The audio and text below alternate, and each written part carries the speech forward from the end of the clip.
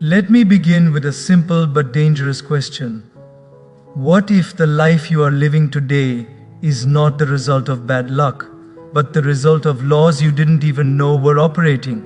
Stay with me till the end, because the last few lessons, they don't just change how you think, they change how you live. Most of us are educated, informed, connected, talented, and yet deep inside there is confusion.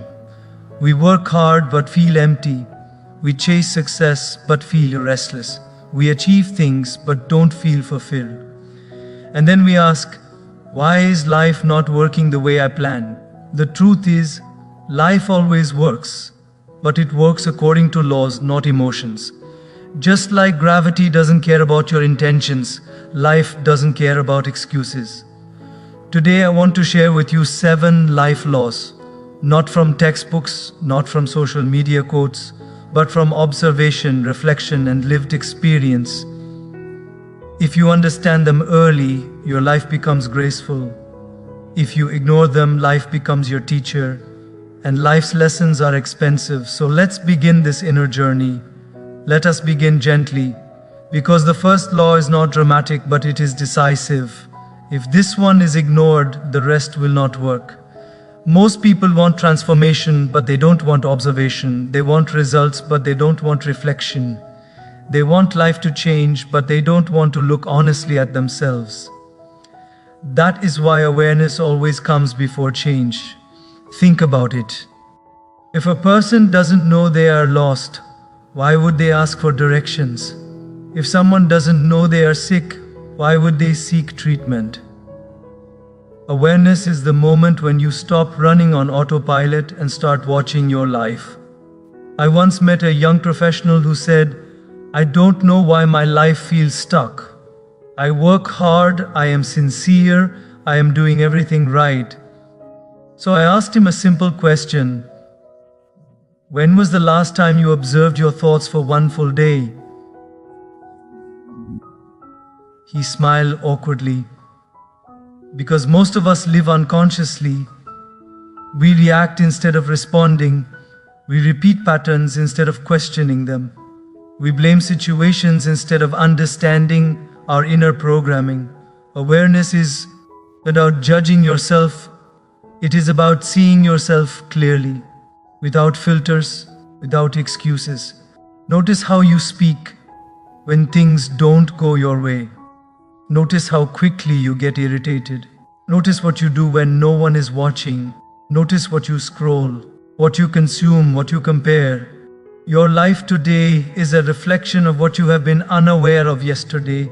Many people say, "I want to improve my habits," but they have never noticed why they escape into distractions. "I want better relationships," but they have never observed their tone, their impatience, their expectations. Awareness is uncomfortable because it removes self-deception. And self-deception is very addictive. We like to believe we are right. We like to believe we are victims. We like to believe our intentions matter more than our actions. But life does not respond to intentions. Life responds to patterns. When you become aware, something magical happens. You stop saying, "This is just how I am," and you start saying, "This is what I have been doing." That small shift is powerful, because "this is how I am" is a prison, but "this is what I have been doing" is freedom. Awareness turns unconscious habits into conscious choices. You realize you are not lazy. You are avoiding discomfort. You realize you are not unlucky. You are inconsistent. You realize you are not unmotivated. You are distracted. And suddenly, the problem feels solvable. Most people fail, not because life is difficult, but because they never pause long enough to see themselves. Silence creates awareness. Reflection creates awareness. Honest feedback creates awareness. That is why ancient wisdom always emphasized slowing down. Meditation, journaling, contemplation, not to escape life but to understand it. If you don't become aware, life will make you aware through pain, loss, or repeated failure. Awareness is the soft lesson. Pain is the hard one. And here is the beautiful part. The moment awareness enters, change becomes natural. You don't need to force yourself to stop touching fire once you realize it burns. Understanding itself becomes discipline, so don't rush transformation. First, observe. Observe your mornings, observe your evenings, observe your reactions, observe your excuses. Awareness is not instant enlightenment, it is daily honesty, and once you see clearly, you will realize something liberating. You are not broken, you are simply unconscious in certain areas, and whatever can be observed can be transformed. Now that awareness has opened your eyes, the next question becomes unavoidable. If I can see what is wrong, am I willing to take responsibility for changing it? Then let us move forward, because once awareness opens your eyes, life asks a very uncomfortable question. Now that you can see, what will you do? This is where the second life law enters quietly but powerfully. Most people think responsibility is a burden. They hear the word and feel pressure, blame, heaviness. But responsibility is not weight, it is strength. Because the moment you take responsibility, you take back control. As long as your happiness depends on people changing, as long as your success depends on circumstances improving, as long as your peace depends on luck behaving, you are powerless. Blame feels good initially. It protects the ego. It gives temporary relief. It's because of my parents. It's because of the economy. It's because of my past. It's because people don't support me. All these statements, tears may contain truth, but they contain zero power. I once met a student who failed an important exam. He came to me angry and frustrated. The paper was unfair. The system is broken. The examiner is biased. I listened patiently. Then I asked him one question. If the same system is unfair for everyone, why did some people still pass? Silence again. Responsibility is not about denying reality. It is about asking a better question. Not why did this happen to me, but given that this happened, what will I do now? Life changes the moment you shift from complaining to constructing. A responsible person does not waste energy proving they are right. They invest energy becoming better. The child says, I couldn't study because the house was noisy. The adult says, I need to find a better environment or better focus. The victim waits for life to improve. The responsible person improves themselves, and life responds. Responsibility is empowering because it returns ownership of your life back to you. You stop outsourcing your happiness. You stop waiting for permission. You stop postponing growth. You realize something very liberating. You may not control what happens to you, but you always control how you respond. And response is where destiny is shaped. Taking responsibility does not mean blaming yourself harshly. It means responding consciously. I made a mistake. What did it teach me? I failed. What skill is missing? I am stuck. What habit must change? When you stop defending your ego, growth accelerates. Most people are more committed to protecting their self-image than improving their life. Responsibility humbles you, but humility is fertile ground for growth. Think about it. Every successful person you admire has one thing in common. They stopped waiting for ideal conditions. They worked with what they had. They didn't say, I'll be disciplined when I feel motivated. They said, I'll act responsibly even when I don't feel like it. Responsibility is maturity. It is the moment you realize, my life is my message. No one is coming to rescue you. And that is not depressing. That is liberating. Because if no one is coming to save you, then you are free to build, free to learn, free to fail forward, free to redesign your habits.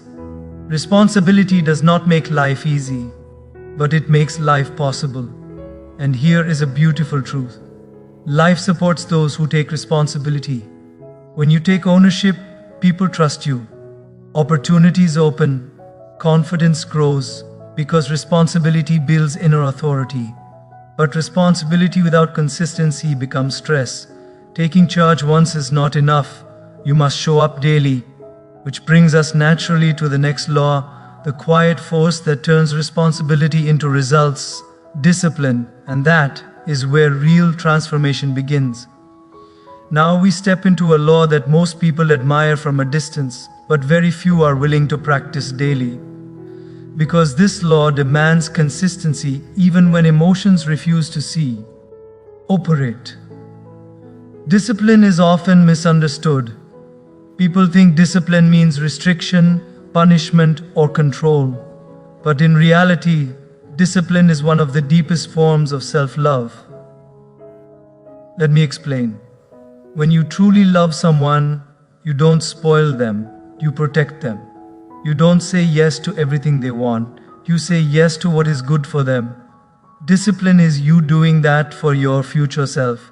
Every time you wake up early instead of snoozing, every time you choose focus over distraction, every time you say no to what feels good now for what will feel right later, you are practicing self-respect. Most people wait to feel disciplined, but discipline is not a feeling. It is a decision. Motivation is like weather, it changes. Discipline is like climate, it stays. I once met a man who said, "Tell me the secret to staying motivated." I smiled and said, "If motivation were enough, gyms would be full year round. People don't fail because they don't know what to do. They fail because they don't do what they know." Discipline bridges that gap. When discipline is missing, potential becomes pressure. You know what you should do, and that knowledge becomes heavy. I should exercise. I should study. I should stop wasting time. I should take care of my health. Without discipline, should becomes guilt. With discipline, should becomes action. And here's something very important. Discipline simplifies life. People think discipline makes life rigid, but lack of discipline creates chaos. When you don't plan your day, distractions plan it for you. When you don't set boundaries, people cross them. When you don't control habits, habits control you. Discipline is not about doing a lot. It is about doing the right things consistently. Even small discipline, practiced daily, compounds quietly. 5 minutes of reflection every day, 20 minutes of learning every day. One conscious meal every day, one honest effort every day. These are not dramatic actions, but they create dramatic results. Discipline teaches the mind a powerful lesson. I can be trusted. And when you trust yourself, confidence grows naturally. Many people suffer not because life is difficult, but because they don't trust themselves to follow through. They make promises to themselves and break them again and again. Discipline heals that relationship. Every time you keep a promise to yourself, your self-esteem strengthens and something interesting happens. When discipline increases, stress decreases, because stress often comes from procrastination, avoidance, and unfinished work. Discipline clears mental clutter. It reduces decision fatigue. It creates rhythm. But let me say this very clearly. Discipline without compassion becomes cruelty. Be firm with your habits. Be gentle with your heart. Some days you will fail. Some days you will fall. That does not make you weak. It makes you human. Discipline is not perfection. It is persistence. And here is the deeper truth. Discipline alone can make you successful, but it cannot make you fulfilled. You can achieve a lot and still feel empty, because success without appreciation feels hollow. That is why life introduces the next law, one that transforms effort into peace and progress into joy, gratitude. And once you understand this, your inner world will begin to shift in a very beautiful way. Now we arrive at a law that does not change what you have. It changes how you experience what you have, and that changes everything. Gratitude is not a personality trait. It is a perception. Two people can live the same life. One feels blessed, the other feels deprived. The difference is not circumstances, it is attention. Most people train their mind to notice what is missing, what they don't have yet, what others have more of, what went wrong, and the mind becomes very good at it. Gratitude retrains the mind to notice what is present, what is working, what is still standing. And when attention changes, emotion changes. I once met a very successful man who said, "I have everything I wanted, but I don't feel happy." I asked him, "When was the last time you felt thankful for what you already achieved?" He paused. Because achievement without appreciation creates emptiness. Gratitude does not mean you stop striving. It means you stop suffering while striving. It allows ambition to exist without anxiety. When you are grateful, you are no longer chasing from lack. You are moving forward from abundance. That shift is powerful. Gratitude grounds you in the present moment. And peace only exists in the present. Most stress comes from living mentally in the future. Most regret comes from living mentally in the past. Gratitude anchors you now. Simple practices have profound impact. Thanking someone sincerely, acknowledging your body, appreciating your breath, recognizing how far you've come. These moments recalibrate the nervous system, and something very subtle but important happens. When you appreciate life, life opens up to you. Not magically, but energetically. Grateful people are more resilient, more patient, more content. They don't crumble easily because they know how to find light even in limitation.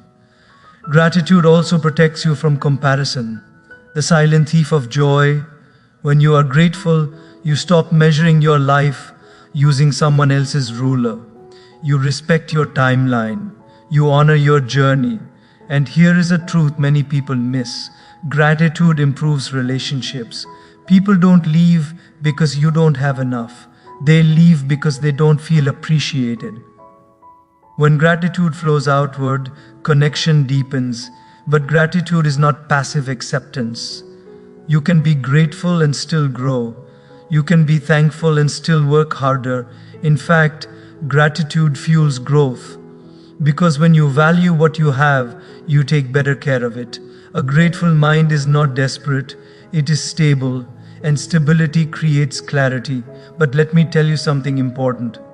Gratitude alone cannot protect you from negative influence. You can be thankful, disciplined, responsible, and still get pulled down by the wrong environment. Because humans are not isolated beings. We are shaped by what surrounds us, which is why the next law becomes crucial. A law that silently determines the direction of your life without asking your permission. Association. And if you understand this one deeply, you will save yourself years of struggle. Now we come to a law that works quietly, invisibly, but relentlessly. You may not notice it day by day, but one day you wake up and you realize you have become the people you spend time with. Association shapes direction.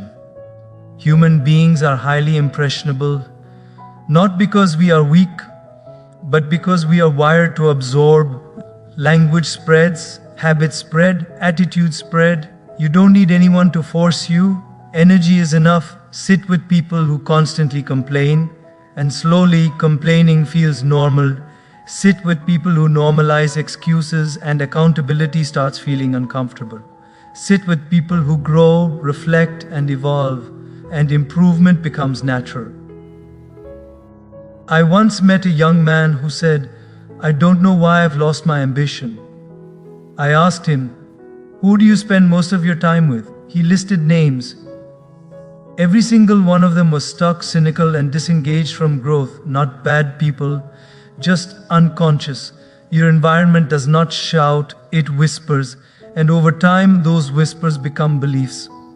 This is why many people sabotage themselves unknowingly. They say they want to change, but they refuse to change their circles. You cannot heal in the same environment that made you sick. And this is not arrogance, it is awareness. Association is not only about physical people, it includes content, music, media, conversations, even your inner dialogue.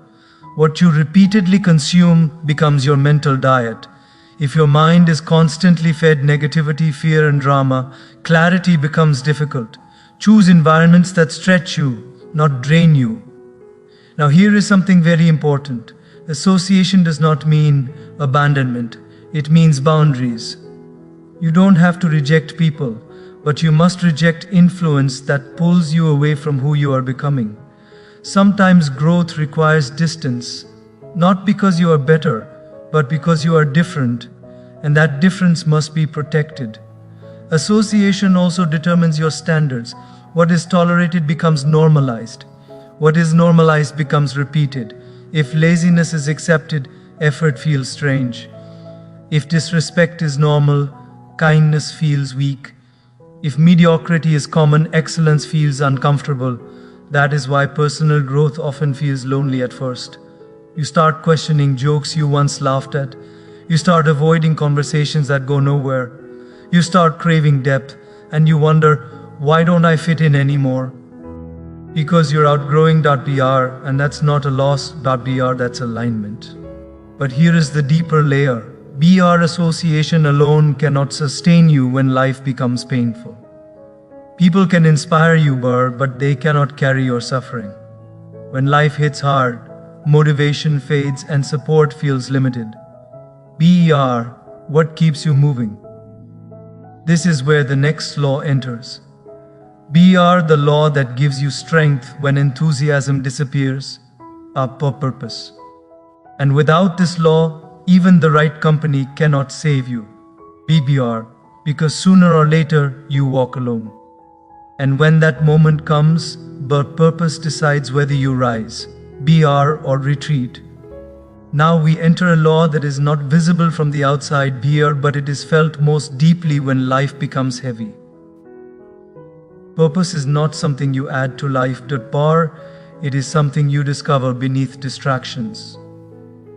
When life is comfortable, goals are enough. BR deadlines push you, BR rewards excite you. But when life becomes difficult, BR when progress is slow, when results are delayed, BR when effort is unseen, BR goals are not enough. Purpose is what keeps you standing when motivation collapses. Purpose answers a simple but powerful question, why am I doing this? For without purpose, success feels hollow. With purpose, struggle feels meaningful. I once met a woman who worked long hours every day. From the outside, she looked exhausted, but from the inside, she was steady. When I asked her how she managed, she said, because my work is not just my job, but it is my service. Per same hours, DPR same fatigue, different meaning. That meaning changes everything. Purpose gives suffering a direction. When you know why, you can endure almost anyhow. People who burn out are not always working too hard. They are often working without meaning. Purpose transforms effort into devotion. You stop asking, how long will this take? And start asking, how well can I do this? Purpose also protects you from distraction. When your why is clear, your no becomes strong. You stop chasing everything. You stop comparing paths. You stop doubting your journey every time you see someone succeed faster. Purpose grounds you. It gives you an inner compass. And here is something very important. Purpose does not have to be grand. It does not need applause. It does not need recognition.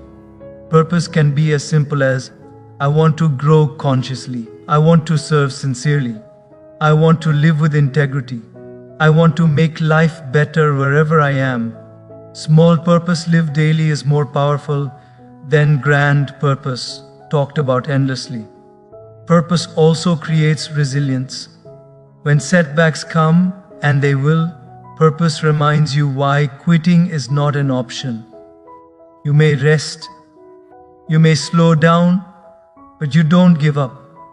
Because quitting would betray something sacred within you, and that inner commitment builds quiet strength. But here is the final truth: even purpose has its limits. If your purpose is only centered around ego, achievement, or identity, it will eventually collapse under pressure. Because ego is fragile.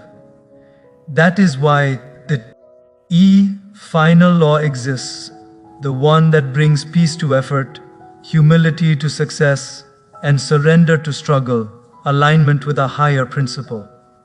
This is not about religion alone. It is about perspective, and once you understand this, life stops feeling like a battle and starts feeling like a journey guided by trust.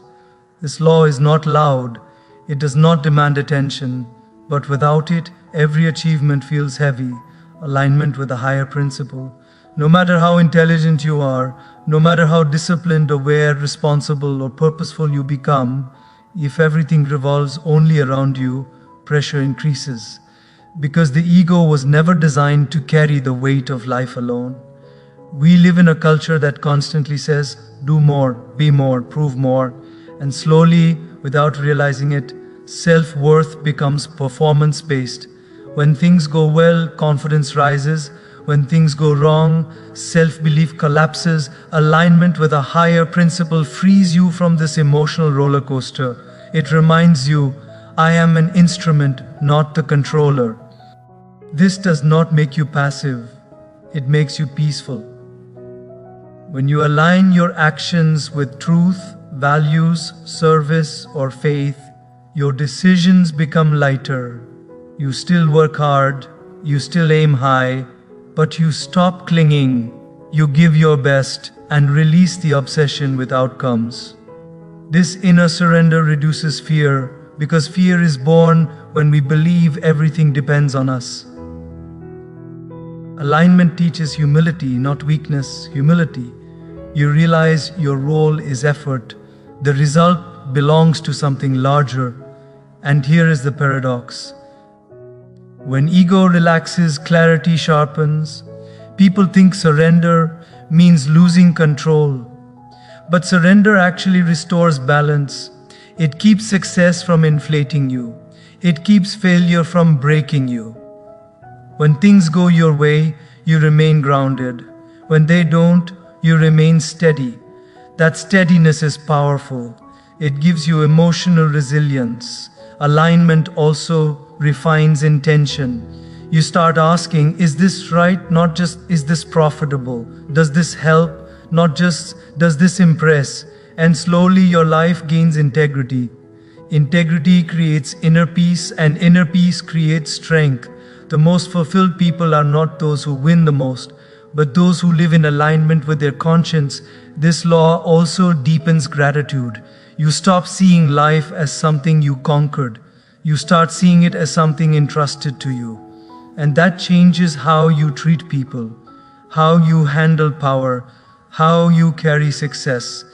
Alignment reminds you that life is not a rack, to dominate. It is a journey to contribute. And when you live this way, something beautiful happens. Even ordinary days feel meaningful. Even challenges feel guided. Even uncertainty feels less threatening, because you are no longer fighting life, you are flowing with it. So remember this: awareness opens your eyes, responsibility gives you control, discipline builds strength, gratitude brings peace, association shapes direction, purpose fuels endurance, and alignment gives meaning. Success is not measured by how much you achieve. It is measured by how consciously you live. Live with awareness. Act with responsibility. Practice discipline with compassion. Remain grateful. Choose your environment wisely. Walk with purpose and stay aligned with something higher than ego.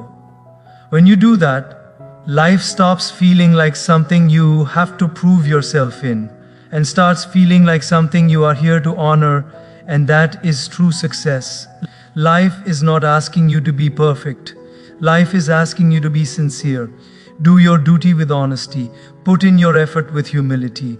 Leave the rest to the divine order that sees far more than you ever can. When you walk with faith, fear slowly loses its grip. When you act with integrity, peace becomes your companion. And when you trust that a higher intelligence is guiding your journey, even uncertainty feels purposeful. Remember this always. Your job is not to control outcomes. Your job is to show up with awareness, discipline, and a clean heart. If you give your best and stay aligned with what is right, life will give you exactly what you need. Not always what you want, but always what helps you grow. So walk forward with courage. Serve sincerely, stay grateful, trust deeply, because when you put God first, life falls into place, and success, peace, and purpose follow naturally. Live consciously, act faithfully, and let your life become a quiet prayer in motion.